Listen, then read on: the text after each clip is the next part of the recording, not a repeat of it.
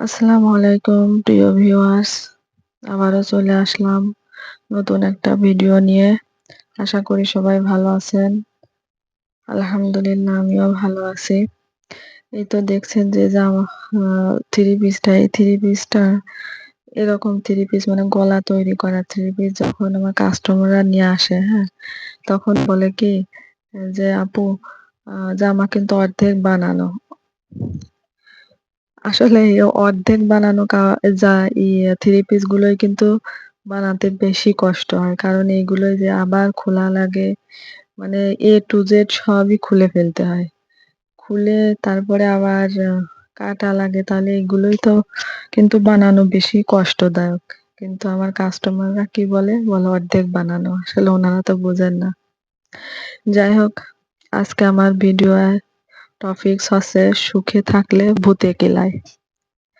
হ্যাঁ, আজকে একটা সুখী মানুষের যে ভূতে কেলাইছে সেই গল্পটাই বলবো। কি বলবো যে আমার বাসার পাশের বাসার একজন মানে মেয়ে আরকি। মেয়ে বলবো না মহিলা বলবো না, কি বলবো বুঝতে পারছি না। যাই হোক, তো উনারা হচ্ছে প্রেম করে ফার্স্টে বিয়ে করছিল। ঠিক আছে? বিয়ে করার পরে শ্বশুরবাড়ি আসছে। তো একটা বাচ্চাও ছিল তাদের। ১ বছর হয়তো হবে। তো এখন এরকম অবস্থা যে স্বামীটা এত ভালোবাসতো তার যে অকল্পনীয়। হ্যাঁ? তার কাপড় কেচে দেওয়ার থেকে শুরু করে সবকিছুই করে দিত। আর সেও একদম ডুগডুগি বাজাইছে। বরের মাথায় কাঁঠাল ভেঙে খাইছে। ঠিক আছে খাক সমস্যা নাই। এটা কোনো বিষয় না। খেতেই পারে তার স্বামী যেহেতু। তো কিন্তু শেষ পর্যন্ত কি করলো ভাই ২ বছর পরে এখন তাদের পারিবারিক বিষয় অত কিছু জানি না, যা শুনেছি আরকি।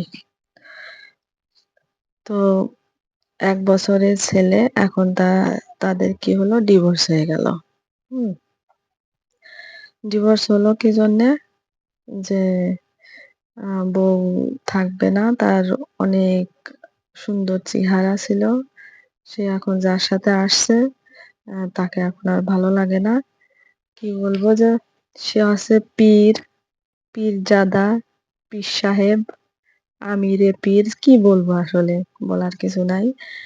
এখন যখন চলে যাবে তখন কিন্তু সালিশে আমাদের যে গ্রাম্য সালিশ এখানে সে বলছে যে বাড়ির সবাই খারাপ, হ্যাঁ?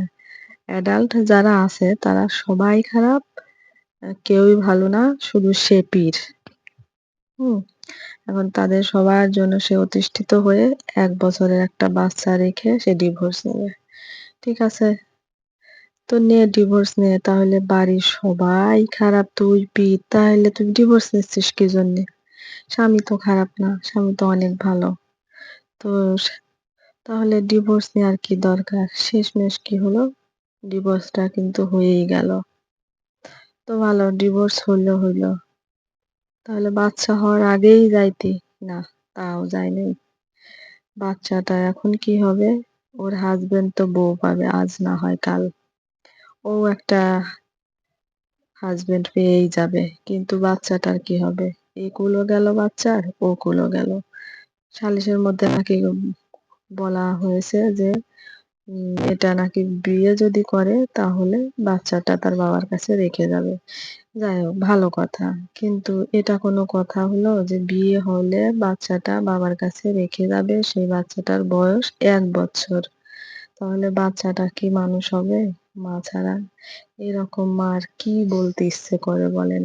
আপনারা বললে তো বলতে পারেন যে আপনি হচ্ছে গীবত করতেছেন উনার নামে। আসলে গীবত মানে এইরকম মায়ের নামে গীবত করাও আসলে গুনাহ হয়। আসলে খারাপ লাগলো। খারাপ লাগলো এইটার জন্যে যে বাচ্চাটার জন্যে খুবই খারাপ লাগলো, হ্যাঁ? বাচ্চাটা আসলে কি হবে? ওর ভবিষ্যৎটা কি? এটা যে দেখতেছে, যে শুনতেছে তারা কিন্তু সবাই বাচ্চাটার জন্যই বলতেছে। মাটার চেহারা খুব সুন্দর তো। সে চেহারার খুব গৌরব দেখায়। চেহারা কয়দিনের বলেন? আজ আছে তো কাল নেই। তো তার হাসব্যান্ড কিন্তু খুবই ভালোবাসতো। মানুষ যেমন তেমন হোক, বউরে কিন্তু খুবই একদম মানে জান-প্রাণ দিয়ে ভালোবাসতো। ছেলে মানুষ কিন্তু সহজে কাঁদে না। কিন্তু বউটা চলে যাওয়ার পরে কিন্তু এই ছেলেটা ভেঙে পড়েছে। খুব কান্নাকাটি করছে। সবকিছু তার মানে বউ চলে যাওয়ার পরে তার বাবার বাড়ি থেকে বউ বাবার বাড়ি থেকে যা নিয়ে আসছে সবকিছুই দিয়ে দিছে। উঠায়ও দিচ্ছিল আর একদম মানে চোখ ভেজা অবস্থায়। আসলে কষ্টদায়ক একটা বিষয়। যাই হোক, আর কিছু না বলি। বাচ্চাটার জন্য কষ্ট লাগলো তাই বললাম আপনাদের সাথে শেয়ার করলাম। এইজন্য বললাম আরকি সুখে থাকতে বউতে কিলাই। এরকম স্বামী হয়তোবা আর পাবে কিনা সেই মেয়েটা কিন্তু জানে না। অথচ সে কি ভেবে স্বামী, সন্তানও হয়তো কয়েকদিন পরে রেখে যাবে। স্বামী সন্তান রেখে চলে গেল। আচ্ছা, যাই হোক আমি এখন যে বাচ্চাদের জামাটা বানাচ্ছিলাম এই জামাটা কিন্তু YouTube এ খুব দেখলাম চলছে। হ্যাঁ, সবাই একটা হইলেও এই যে জামাটা বানাচ্ছে। তো আমি ভাবলাম আমি কেন নয়? আমিও একটা বানায় ফেলি। তো শেষমেশ আমিও একটা জামা বানায় ফেললাম। এই জামাটা বানানো কিন্তু এই বাচ্চাদের ফ্রকটা বানানো কিন্তু একদম ইজি।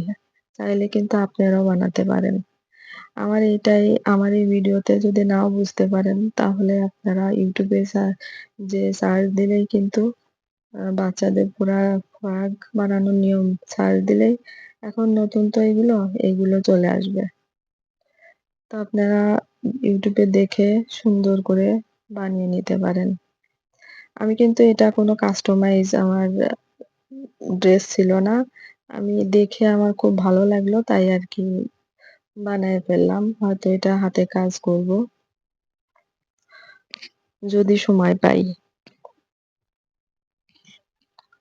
তো এই তো নিচে থেকে মুড়াইয়ে দিচ্ছিলাম। অল্প একটু সময়ের মধ্যেই ২০ থেকে ০.৫ ঘন্টা সময়ের মধ্যেই এই জামাটা বানানো যায়। যদি আপনারা চেষ্টা করেন, নতুনরাও কিন্তু পারবেন। কোনো সমস্যা নেই।